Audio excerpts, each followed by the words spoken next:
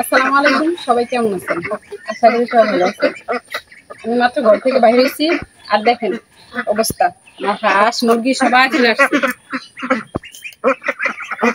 খাবার খাইবো এই কারণে এসে পড়ছে। আমার দেখে হাঁসগুলাই বেশি আসছে, মুরগির খাবার দিচ্ছিলাম একটু আগে। আসেন দেখি আমার বাগান কি অবস্থা, দেখতে দিন সবজিগুলো বড় হয়েছে কিনা দেখি।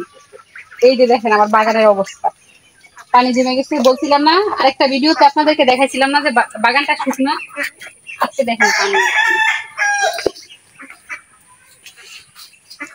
সরষে গাছের সরষে গুলা দেখি কত বড় হয়েছে, বেশি বড় হয় নাই, এই ছোট ছোট হয়েছে। মশলা দেখেন কত সরষে, সরষির বড়ে গাছটা একবার দেখেন নিচে হয়ে গেছে, ডালপালা নিচে নিচে হয়ে গেছে, অনেক সরষে ধরছে। এদিকে কলা গাছ একটা বেড়া দিয়ে দিয়েছিলাম না, বেড়ার ভিতরে কলা আর ফুল হয়েছে, ফুল তো চিনে নি। এই যে দেখেন কাপড় দিয়ে বেড়া দিয়ে দিয়েছিলাম, তো চিন হাসে খায় যে, এগুলা খাইতে পারে নাই। দেখেন মশলা কত বড় হয়ে গেছে ফুলগুলো, তো কিন্তু কাঁচকলার চারা, কয়দিন পরে কলা ধরবো।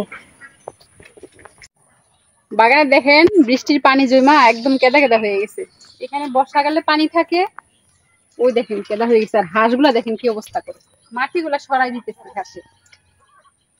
আর কয়দিন আগে যে লিচু গাছের গোড়া, সব গাছের গোড়া মাটি দিছিলাম না, এই যে দেখেন মাটির অবস্থা সব সরে গেছে। আর এখানে নারকেল গাছটা বাইসা গেছে, বেশি কচু গাছ হয়ে গেছে বাগানে।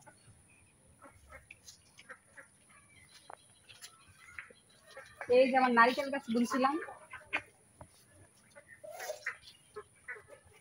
দেখেন মাটি সরে কি হয়েছে, এগুলো আবার মাটি দিতে হবে। আসল কথা বর্ষাকালে এখানে পানি থাকে বেশি, জমা থাকে পানি, এই কারণে গাছ গাছালি বেশি নষ্ট হয়ে যায়। আর এই মাটিগুলো সরার একটা কারণ আছে কি জানেন, ওইটা হলো আমার মুরগি আছে না, মুরগি আসলে কি করছে দেখেন, গোড়াটা একবার বাসায় গেছে। ওই যে হাসে গোসল করতেছে, খুশি। পানি থাকে এখন বর্ষাকালে, সবসময় পানি থাকবে, শুকনার দিন থাকবে কিনা জানি না, তো বর্ষাকালে পানি, অনেক পানি, হাঁসেরা খুশি। বিকালবেলা আবহাওয়াটা অনেক ভালো লাগে। লেবু বড় হয়ে গেছে, আরেকদিন শেয়ার করবো আপনাদের সাথে। ওই যে দেখেন লেবু বড় হয়েছে, কয়েকদিন পরে পারবো এগুলো, আর যখন লেবু পারবো তখন আপনাদের সাথে শেয়ার করবো। এই দেখেন কেদার অবস্থা দেখছেন, কেদা হয়ে গেছে একেবারে।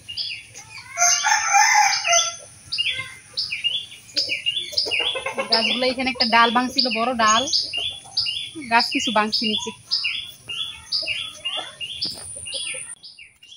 এখানে একটা গাছ আছে, এই গাছটা দেখেন অনেক ছবি দেখছে, মাশাআল্লাহ। সরষে বড়ে গাছটা বাঁকা হয়ে গেছে, সবগুলোতে ধরছে। এই যে এখানে ছোট একটা গাছ আছে, এই ছোট গাছটা ধরছে, মাশাআল্লাহ। বর্ষাকালে এগুলো খাওয়া যাবে, সব তো আর খাবো না, বিক্রি করব, কিছু দিব, আত্মীয় স্বজনকে দিব। এই সরষের বাড়ি দেখে নিয়ে গেছে গাছটা।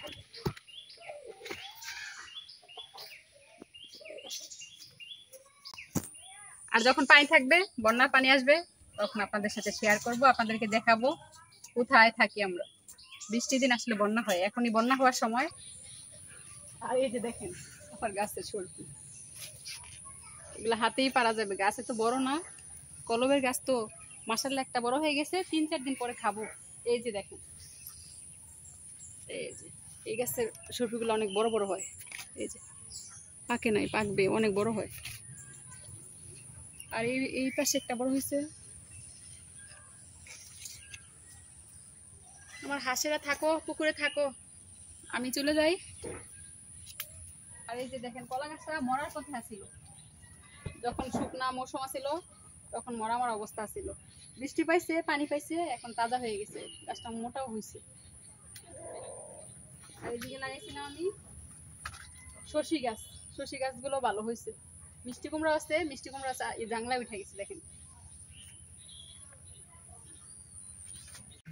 আমি আসছি, আমার সাথে সাথে আসছে, মনে করছে আমি খাবার দিব।